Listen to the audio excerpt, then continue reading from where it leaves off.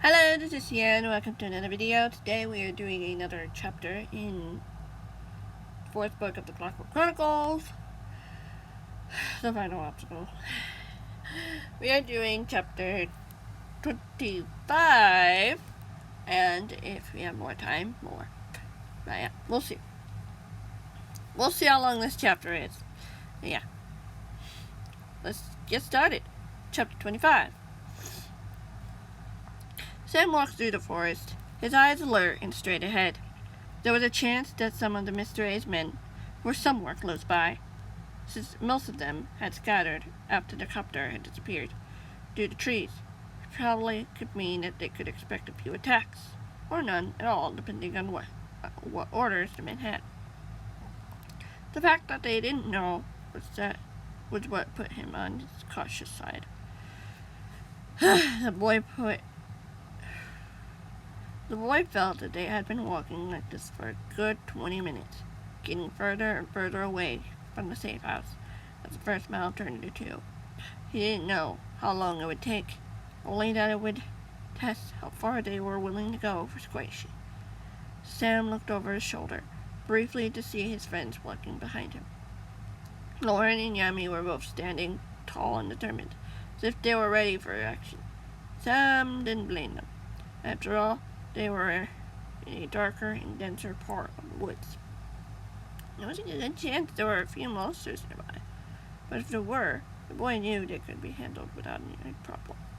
The silence in the forest as they walked onward.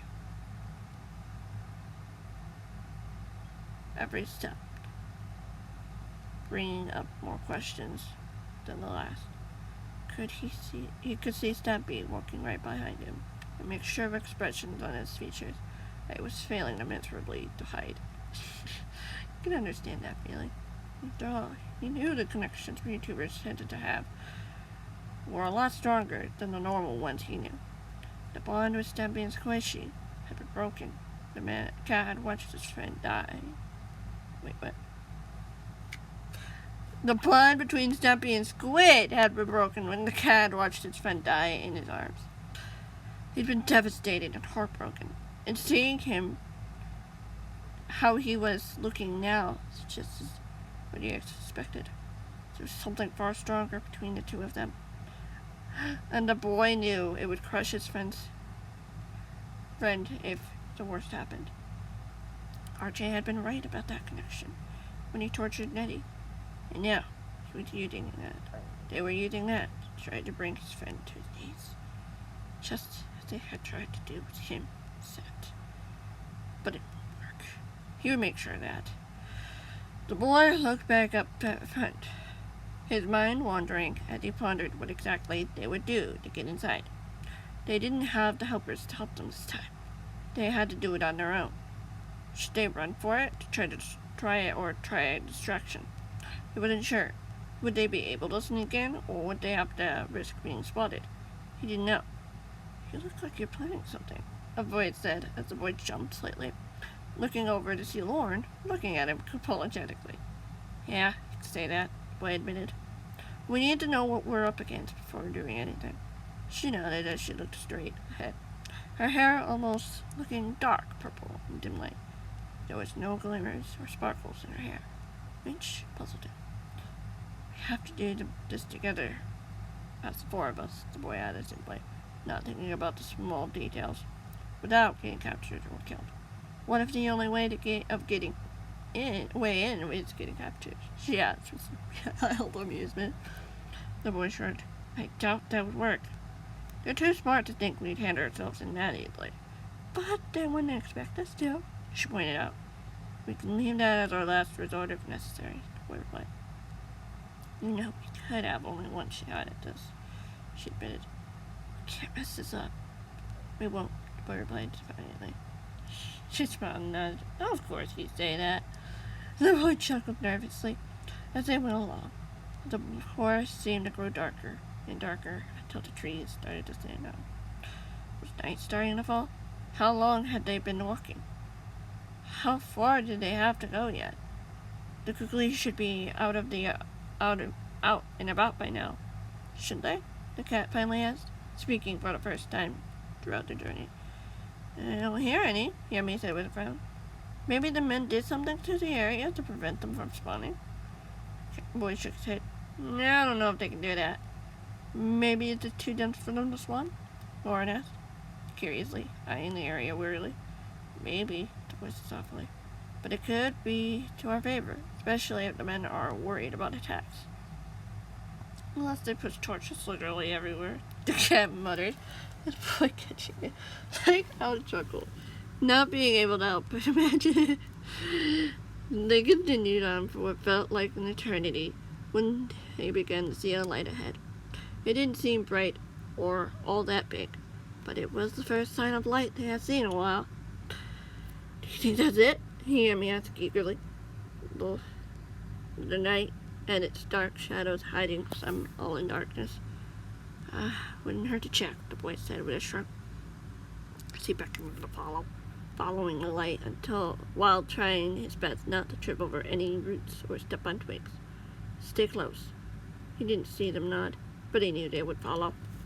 The light grew brighter and brighter, and closer. The closer they came, and they saw a medium-sized, well-lit building up ahead. There was a helicopter on a nearby helipad, silent and dormant.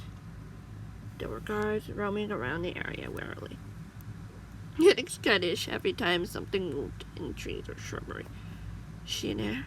The cat whispered softly, hoping his tone. I know so, the boy whispered back. His eyes locked on the guard door. Now we just need to get in there and get her out. What should we do then? Yami whispered, as well, adding her voice to the conversation. I don't know, the boy said. My best bet is to run for it. I have an idea, Lauren said with a sparkle in her eye. The light from the building gave her a galaxy glow. What's that? The boy asked curiously. She tilted her head slightly as if listening. Don't you hear it? Up in the trees. The boy paused and listened until he heard faint moans, snarls above. I think I know what you're thinking, the boy mused with a smile. Give me 5 minutes, she said, as she went for the nearest tree. You're gonna be careful, right? Yemi asked. I'll be with you guys in no time. Just gotta coax some monsters to pay a visit to our friends, she said with a wing, before bringing herself up onto a branch and carefully scaling the tree as she disappeared into darkness. I have a feeling that I'm gonna enjoy watching this play out, Yemi said with a chuckle. I hope it does the trick, the boy replied. The 2 others nodded as they looked back at the scene in front of them, eagerly waiting to see the rain. It rained, and it did. Literally. Okay. Gotta be careful. Alright, let's move on to the next chapter. Chapter 26. Okay. This one's probably a longer one. Because a lot happened here. Fortunately, there's another cliffhanger. Just a forewarning. There's another cliffhanger. Stumpy watched in anticipation as he waited for any sign of anything that was about to happen. Even though part of him didn't like the idea that Lauren was up there, alone, with however many undead mobs. He knew that if this plan worked, they would be one step closer to helping the duckling. The cat could imagine what she could be going through right now. What were the men doing to her? Had Mr. A hurt her? Where was RJ in all of this mess? Was he busy with something else? He couldn't be sure. He looked over at the tree line as a minute passed, then 2, then 3. Still nothing. Only the growling and snarling from above them, their heads, that seemed to grow with intensity. How was Lauren going to go about doing this? He didn't know. But it did seem quite the fall of something. Quite the fall of something went wrong. I hope she's okay up there, the cat finally admitted out loud, in a soft whisper, so not to be heard by the men, that were several feet away, and even more concerned as the sounds from the trees grew. She's tough, Yami assured him. I know she can do it. Well, she's done pretty crazy things before. Really? The boy asked, sounding intrigued. Yeah, but those are stories for another day, Yami said with a sigh. She looked up at the night sky, Stars looked like glowing pearls in the night. There were reds, yellows, blues, a few greens, and plenty of white for all to see.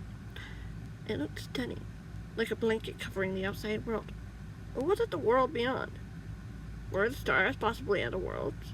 I couldn't be sure, but it was incredible today.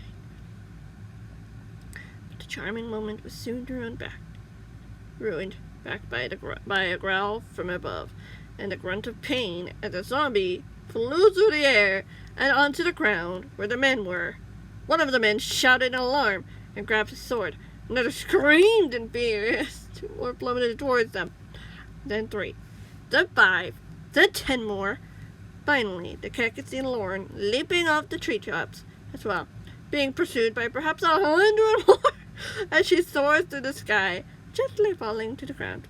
The cat looked up in amazement as she turned and hollered back at them as she pushed away a few nasty zombies. The cat watched as the boy and Yami ran for it, and so did he, ignoring the snarls of the mobs all around him as chaos ensued, being drowned out by the continuous growls of hundreds of zombies pouring from the treetops. This would certainly be a nightmare fuel for the next few nights. Cat was sure of it. They followed Lauren into the front entrance, which was now unguarded, as she opened the door and beckoned them in. But before the cat went in, he asked her one question. How did you do that? The cat answered in amazement. I always have a slow bowling motion on me, in case I needed one to make a leap like that, she said with a chuckle. Wow.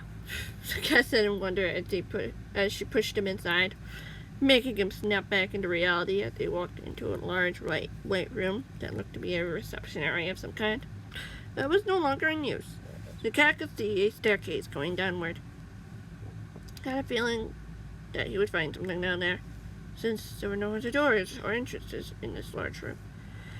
We don't have much time, the boy said quickly, as he gestured for them to follow.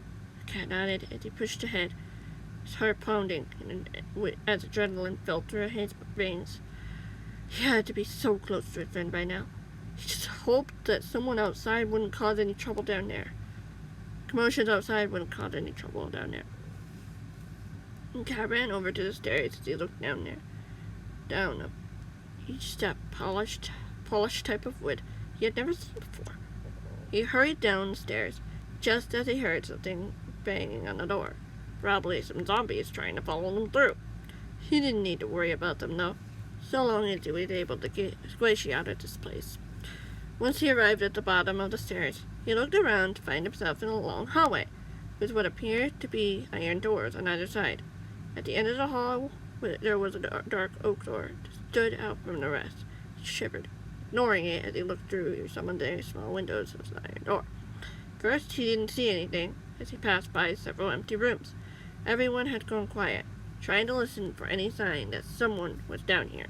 After passing 20 other rooms, Stampy suddenly caught what sounded like voices near the end of the hallway. You guys hear that?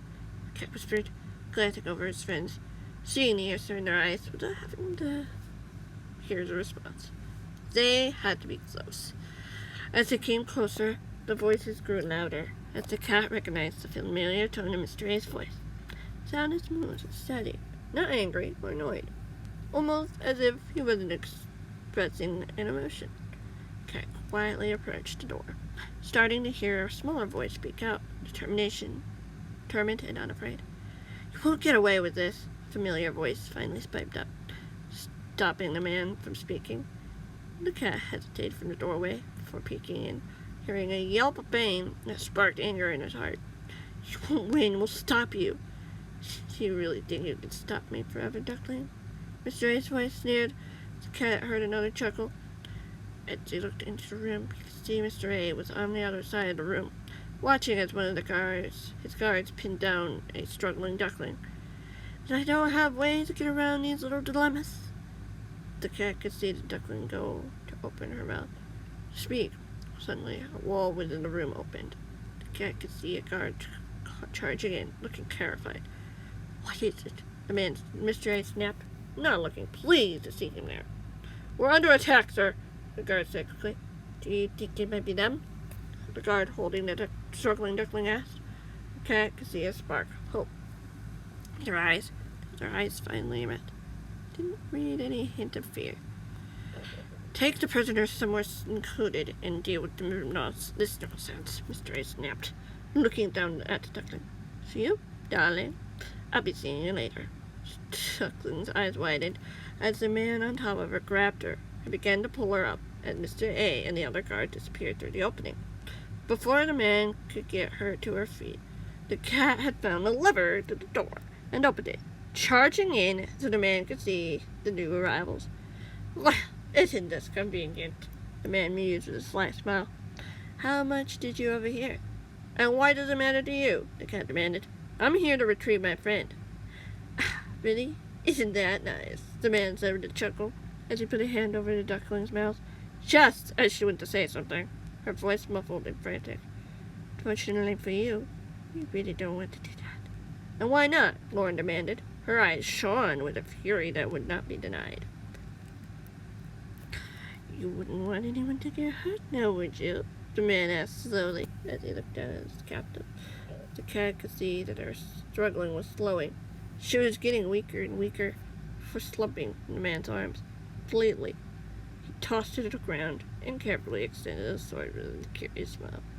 You know you're outnumbered and outmatched, right? Yemi asked him, raising an eyebrow. I may be outmatched, but that doesn't mean I can't slow you down while my allies take the prisoners you've unknowingly neglected. The man said with a cold laugh. What are you talking about? Sam snapped. The cat noticed Lauren pulling something out of one of her pockets. You could see an idea turning through her mind, and he had a feeling this man wasn't going to be expecting it. Oh, wouldn't you like to know? The man said smoothly. The smug look on his face vanished when Lauren threw a blue-green spherical object towards him, the shatter of glass revealing the inevitable as the man was tackled to the ground. Seeing his chance, Steppy ran over to the duckling, who was starting to stir, trying to see if she was okay. She wasn't hurt, at least not physically. Are you okay? The cat asked. Her eyes, she finally looked at him. Steppy? She asked, still a little dazed as what had happened. Had the man given her a dose of sleeping potion or something? He couldn't be sure, but it didn't seem to have affected her in a negative way. Yeah, that's me, the cat told her, yelled at his paw. How about we get out of here? What about... She started before she was cut short when an explosion erupted near them, and the cat and the duckling fell to the ground. Stunned and surprised, the cat looked up to see the guard standing by a lever that was partially damaged. Lauren was lying on the floor, unconscious. Did you really think I wouldn't have a few tricks up our sleeves? The man said with a chuckle as Yami and Sam went to go after him. He quickly vanished outside of the cell, half of the room damaged by the explosion. Stumpy groaned, partially dazed, as he stood up, looking around the damage. He looked down to see Squishy beside him, coughing and groaning in pain. Squishy? The cat asked, now concerned. She shook her head when he offered to help, sitting up as she took in the mess. Before he could ask if anything was wrong, he saw her get to her feet and walk over to Lauren, who was just starting to wake up. You okay? She asked her, a sound of concern in her voice. You're asking me that? Lauren asked, out of curiosity. You're the one who needs rescuing. A sad look appeared on her expression. She looked from the recovering YouTuber back to the cat. I'm not the only one. What do you mean? The cat asked in confusion. Who could possibly be here still?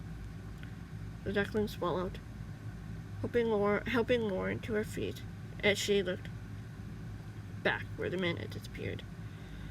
Sad look remained in her eyes. It wasn't quite fear, rather dread. Who could possibly be missing? What's wrong, Squishy?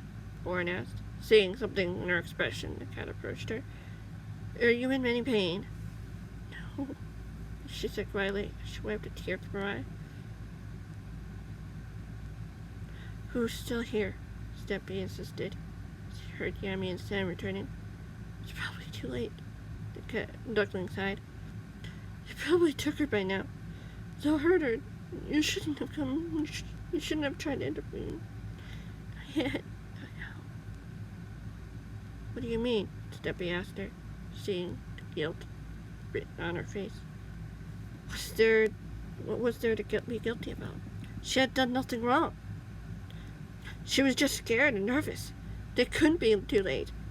Tell us what's wrong, Squish. I want to know. It's hard to explain, she admitted quietly.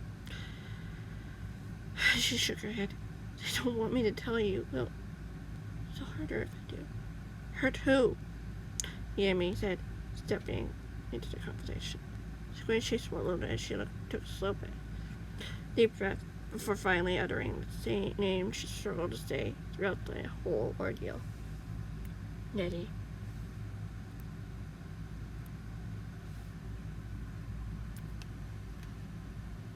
Let you process that for a second. And continue. They had managed to get back to the safe house after the entire hour of tearing down the abandoned hideout, looking for any sign of what might have happened. Stampy had insisted that Yami take Lauren and Squishy somewhere safe, though that he could look for his sister, but it was to no avail. Squishy was right. They had been too late. Frustration and confusion filled him as he sat on one of the bedrooms alone, trying to comb through everything that had happened. Sam and Yami were working on the destruction that had been dealt with in the safe house, thanks to the explosion. He knew Squishy and Lauren were resting out, even though Lauren had to be feeling much better. She was tough, even after something like that. He was glad no one had been hurt, but he missed out on one of the most important details. But how had his sister been there?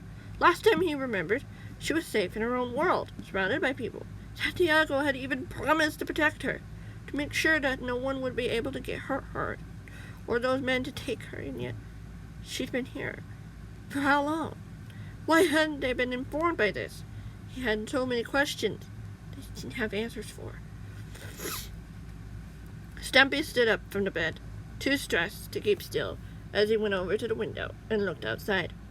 Dark clouds began to roll in from the sky as worry continued to threaten to overwhelm him. Were her friends okay? Should he check on them? No one had done that yet.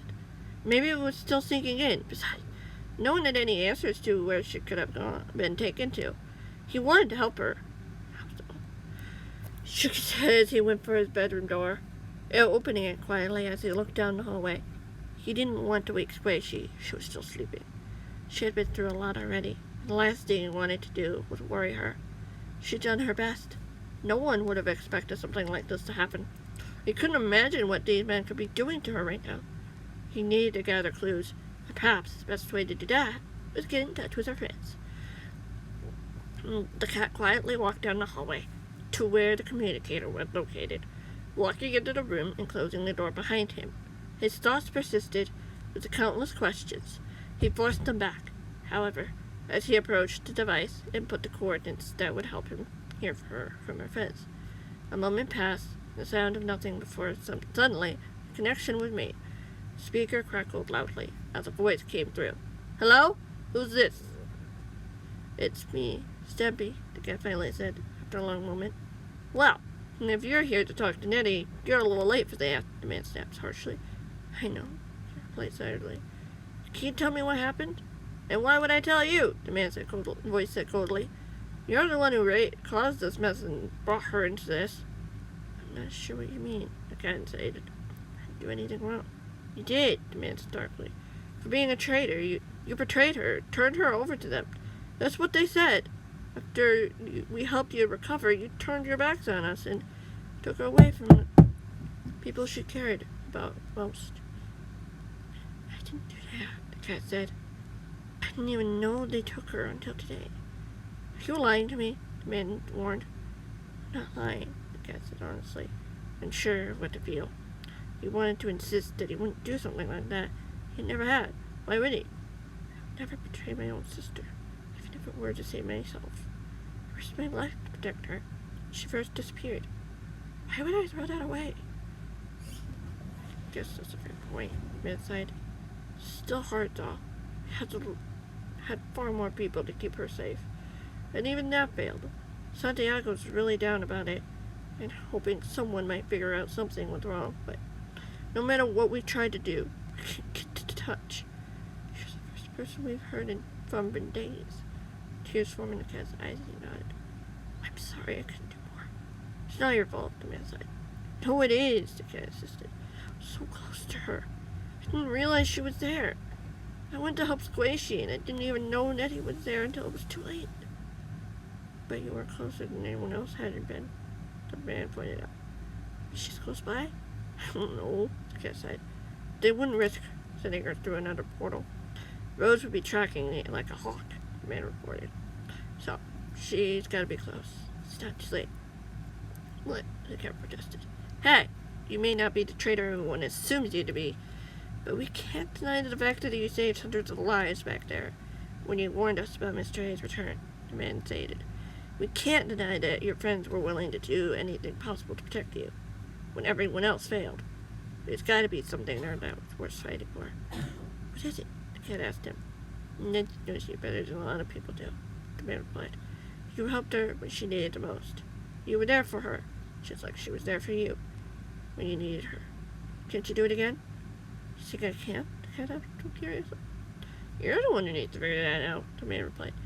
You know what matters to you, and if anyone can find her, it's you. The cat nodded aside. She's already been through so much. First Gerald, then RJ torturing her. Who knows what they might be doing right now? I faced up again, the man said defiantly. You're a lot braver than you think you are. Said the one who called me a traitor, the kid pointed out. The man laughed. I don't mind being proven wrong, even if the emotions get the best of me. I'll do what I can. The cat promised him. Tell Santiago that I won't stop until I find her. Mark my words. I will, the man agreed. Be careful, though. Those men do want to kill you, after all. I'll do my best, the cat replied. Stay safe. You too, the man said, before the connection was cut. Questions overwhelmed him as he stepped back from the machine, emotions within him wanting to burst. He couldn't give up, though. He had to be close. He turned to walk towards the door of the room when he heard the sound of the machine activating again. He froze in his tracks, trying to turn around to see who it could be. What came out of the communicator, though, seemed to break his heart. Crying? Hello? The cat asked as he turned, hearing the muffled cries as he came closer, seeing the coordinates were similar to that of the world they were in. Very close, actually. Who's there? They're looking for me, Fudge finally whimpered through the device. Voice sounded familiar and weak. Nettie? Where are you? What happened? The cat asked, his heart skipping a beat, as he realized what he was hearing. How had she managed to escape these men, even for a moment? Could she be near a safe house of some kind? He knew there had to be more out there, but why would they go into one of the safe houses and risk being found? Maybe it was temporary, or maybe he has just been lucky to stumble into one. Could that be? The Witchmaid's voice called through the speaker. I'm here, the guy assured her. Do you know where you are? Maybe we could find you. Oh, she sighed, groaned, emitting from the machine. They'll kill me if they find me. How did you get away? The cat asked her. The Witchmaid began for trailing off. She spoke into a whisper. I can't stay here. I can die. All right, the cat told her. We're coming.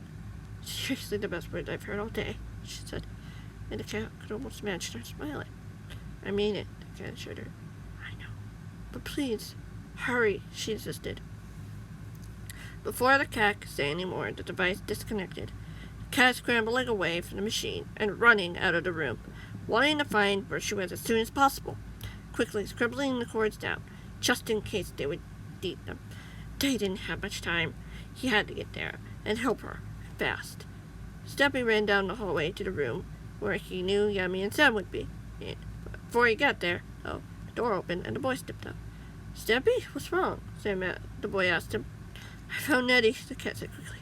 She's not far from here, but she needs our help. Fast. Like, how fast? The boy asked. They're looking for her, he stated. We really don't have much time. Come on then, the boy replied, and he gestured for him to follow. The cat handed him the paper where he'd written the cords, and the boy nodded. There's another safe house near here. Lauren gave me a few of them in case we needed to move if they weren't around. Smart, the cat replied with a smile. I know, the boy agreed. It's going to be tight, though, but I think we can make it. I really hope so, the cat admitted. She sounded like she was in so much pain. Whatever they did to her, stop them, the boy told him. She's still got a chance. The cat nodded. recognizing the look of determination in the boy's eyes. No doubt he was just as worried for her as he was. The boy had seen his own sister being tortured by RJ. He'd gone out of his way to try to help her. No doubt would do it again. Stampy had to believe that. Anyway, I'm going to have to leave that there. I'm sorry. I'm going to have to leave that there. I hope you enjoyed that. Thank you guys so much for watching. And yeah, the next one will be out soon. I have to say soon because it could be different. Yeah. Thank you guys for watching. I'll see you in the next one. Bye.